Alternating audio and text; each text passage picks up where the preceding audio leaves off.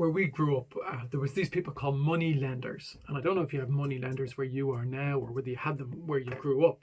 And money lenders were kind of existed in society, and actually, when I grew up, a lot of them were women. I don't know why they were women, but they were.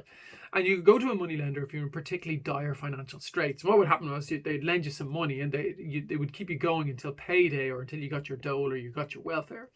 So they'd say, like, here's 100 quid, and by next Saturday you need to pay back 110. And if you hadn't paid back your 110 by Saturday, it was 120 by Sunday and 150 by Wednesday. And these moneylenders had some pretty unsavory characters who worked with them and might just call to your door and remind you of how much you owed. And you think to yourself, why did anybody ever avail of them? I used to think, why would anybody go to these people? But the reality is, if you feel like you're under enough pressure, if things are not difficult enough, you'll really make an alliance with just about anybody to get through, to see you through the day. That's why people went to these moneylenders, probably against their better judgment and against what they thought was wise. But they were desperate, so they did. We see at the beginning of chapter 7 of Isaiah, as we follow the story, and we're looking at chapter 7 to 9 today, that God's people are about to come under an awful lot of pressure. We read at the beginning there that their enemies to the north are beginning to march on them. We read there about somebody called King Rezin of Aram. He was a Syrian king. And then Pekah, son of Remaliah, king of Israel. That's Israel. That's the northern half of the kingdom that split off hundreds of years before.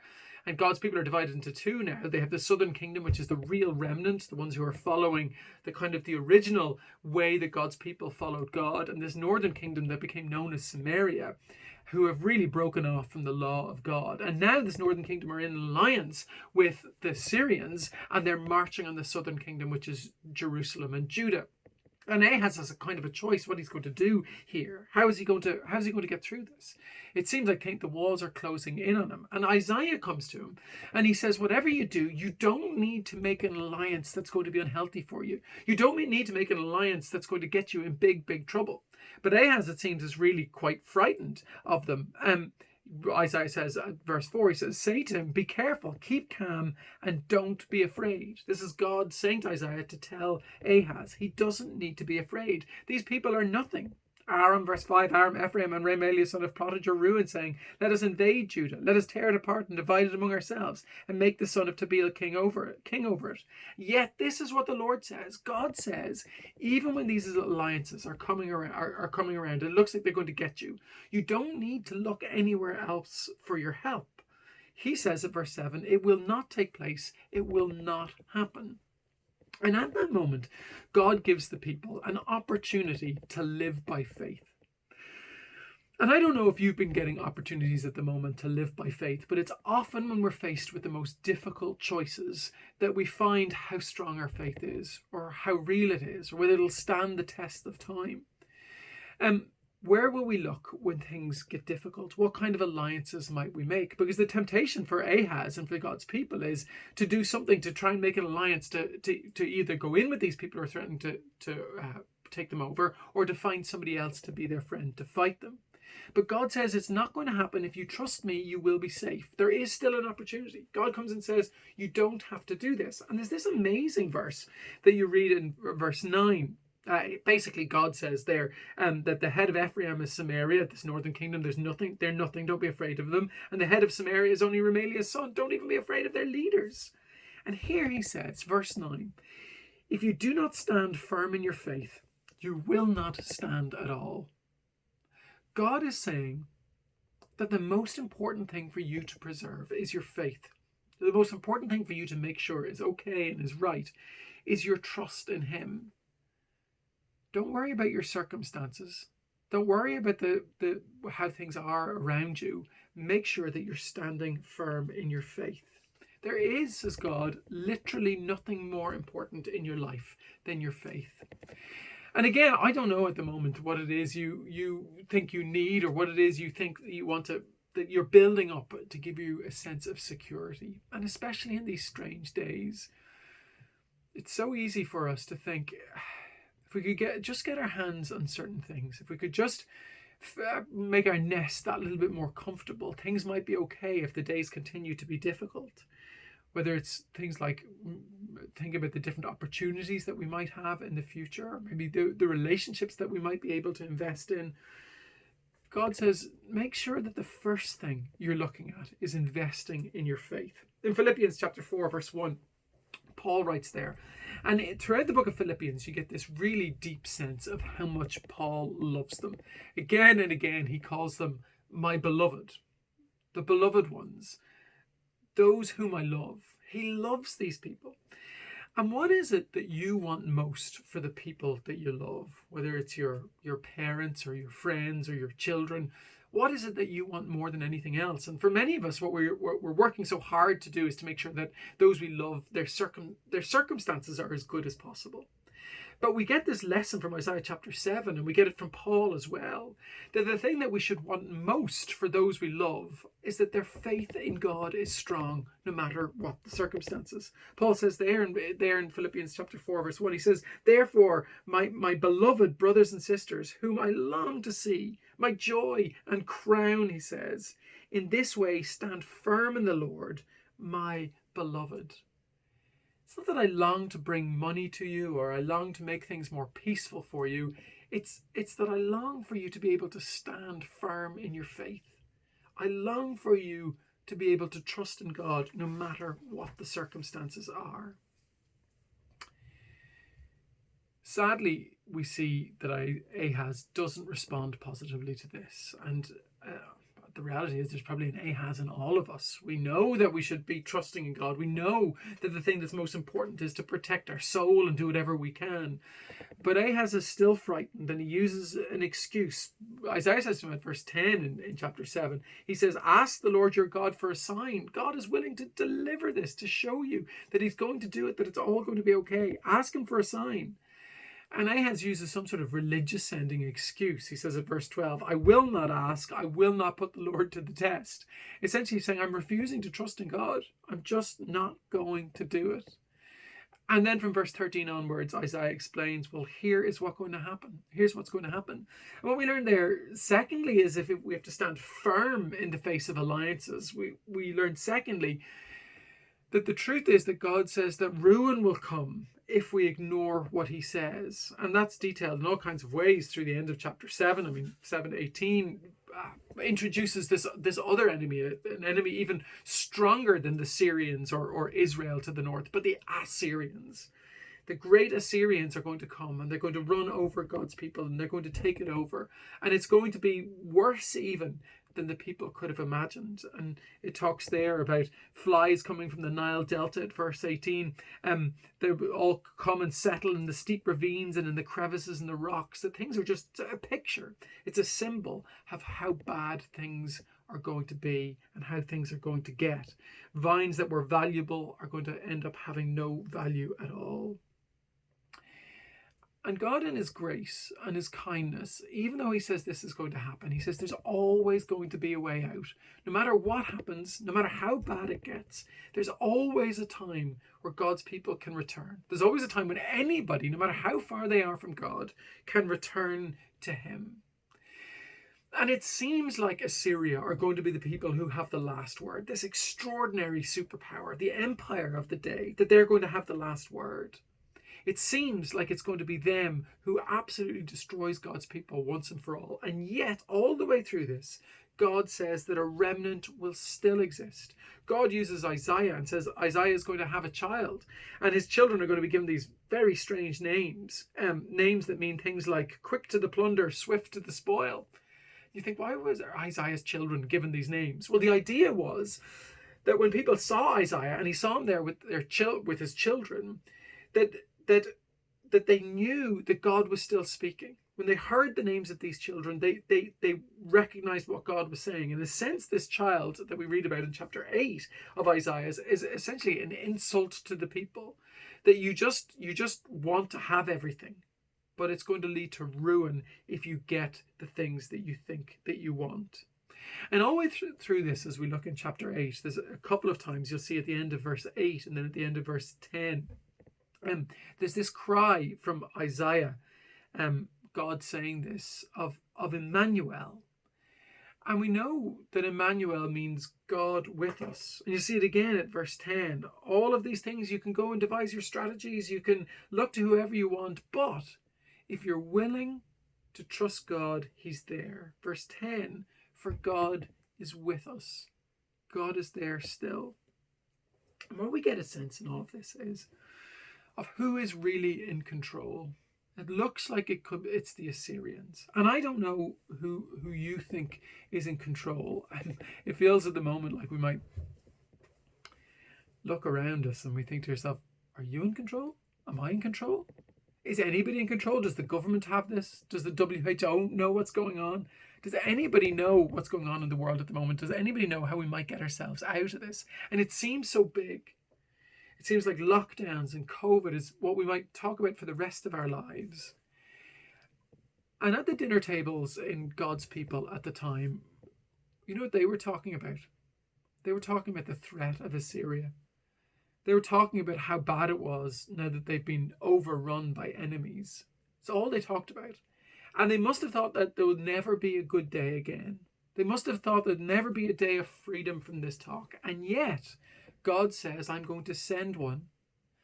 I'm going to send somebody who's going to be a redeemer and a rescuer in all of this. God is working through all of these things. And you might find it very hard to believe, but God is working at the moment even through this COVID crisis. And you think to yourself, well, in what ways might God be working? What might he be doing? It's possible that what he's doing is stripping some of us of some of the things that we were allowing ourselves to be distracted by without confronting where we really stand with God. It's possible that God is taking some of the things from underneath us that we thought was our firm foundation. And he's allowing us to have the opportunity to say, where is my strength? What am I really relying on? And I've had days to consider that, and I think you probably have as well. What am I really standing on? What am I really relying on in my life? One of the other things, we've been talking about the climate crisis for a long time, and by all indicators it's extremely bad.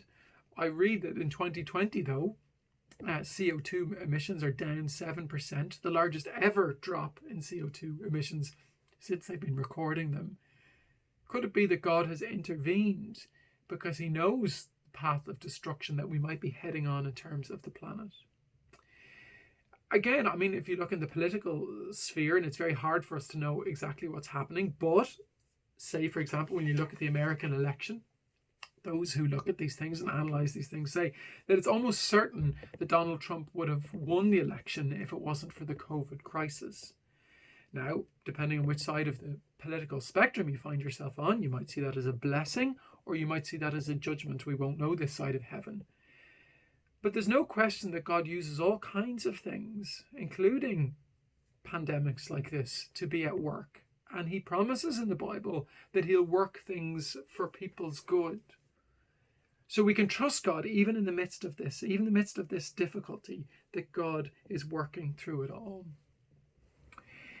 Into chapter 9 then, you get this sense, and Isaiah says again in the very famous verses in chapter 9 that we read actually at Christmas. And chapter 9 talks there about just how dark, well, the end of chapter 8 talks about just how bad it's going to be. Things are really, really going to be bad. Verse 21 of chapter 8, distressed and hungry, they will roam through the land. When they're famished, they'll become enraged and look upwards, will curse their king and their God. It talks of a terrible day where people are cursing God, they're hungry.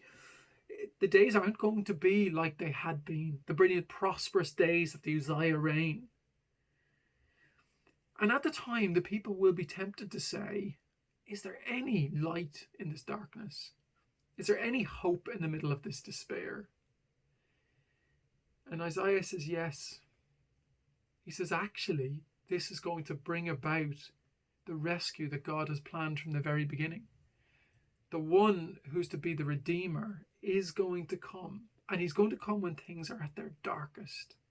He's going to come when people seem to be at their most faithless. And we have then in chapter 9 up to verse 7 this extraordinary prediction of the one who's going to come. And we get a hint of it at the beginning. We hear about the humble land of Zebulun and the land of Naphtali, areas that were really nothing and were going to be in the greatest darkness. But in the future, he will honor that land is encompassed in the term Galilee of the nations, by the way of the sea beyond the Jordan. Redemption is going to come from this place called Galilee. Does that sound familiar? We hear Jesus all the time in his homeland of Galilee in the New Testament. It says in verse 2, the people walking in darkness have seen a great light. Isaiah is speaking into the future, and they see that a light has dawned. How God increases joy because of this Redeemer who's going to come. And then verse 6 tells us in what way this light is going to come. This is a message of good news, not just for then, but for now.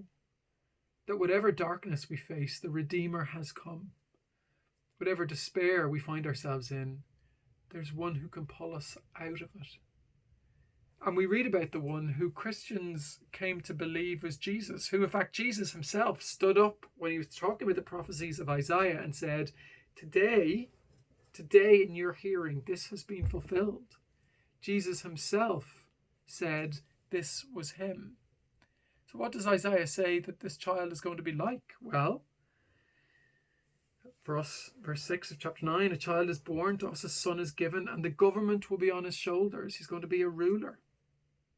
And he'll be called Wonderful Counselor, Mighty God, Everlasting Father, Prince of Peace. Now, some time ago around Christmas, I did whole sermons on each of those. I'm not going to do that today, but to just tell you 4 things about this Redeemer, what he's going to be like. First of all, he's going to be a wonderful counselor. We read in Judges 18 about the birth of Samson. And there it uses the word that we have there for counselor.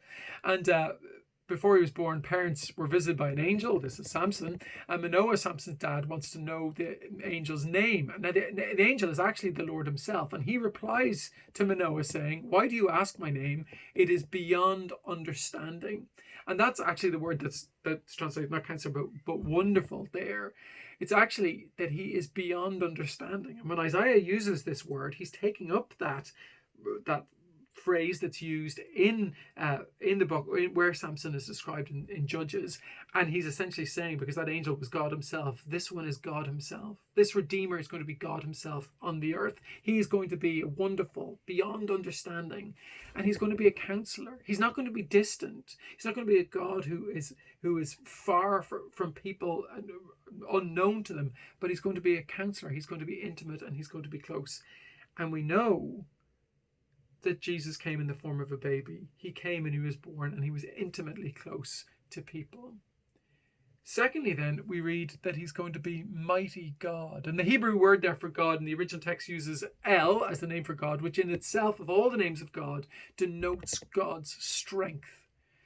So this baby, this child who's going to come, is going to have all of the strength of God, all of the strength actually to deliver God's people, everything needed to take us from our difficulty. I've said before, one of the lovely things about when you play football, and one of the things you do when you're going out into a match, and maybe particularly a match that you know is going to be a difficult match, or even a match that you think is going to be a bit of a scrap. Sometimes you have football matches where it's a lovely game of football with nice passing and nice skills and all flows really nicely. But there are definitely days where you know when you go out there that it's going to be a fight. Maybe that's because you know the opposition, maybe it's because of the weather, maybe because you sense the mood.